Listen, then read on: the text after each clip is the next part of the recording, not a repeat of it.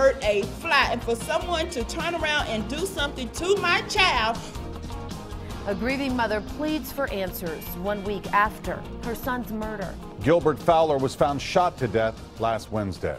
Thanks for joining us, everyone. I'm Rory Johnston. I'm Jessica Ralston. The family says the lack of leads in the investigation and miscommunication has stretched their grief out even longer.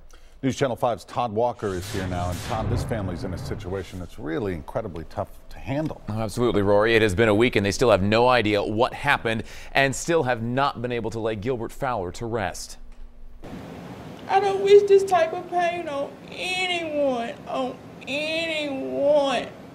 It has been 1 week since Tiffany Fowler lost her son. It's been 1 week, and this grieving mother and the rest of her family still have no answers. My brother, he was the heart of the family.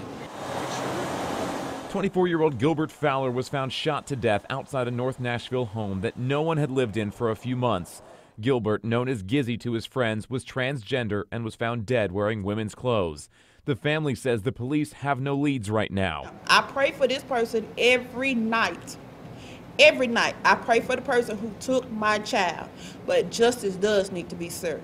While they wait for answers in his death, they are also looking for answers as to why they were never told his body was ready to be picked up so he could be buried. When am I going to be able to see my baby? When is he going to be released where I can see my baby? The medical examiner's office says the autopsy was performed on Thursday and his body was ready to be picked up later that day.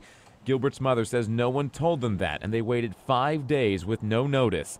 The medical examiner says it is up to the family to call and make arrangements. We don't want the families to feel extra pressure that we're, trying to hand their loved one off to someone else. We want them to take as much time as they need to take to make their arrangements and do whatever they need to do. And we keep the bodies until they're able to do that.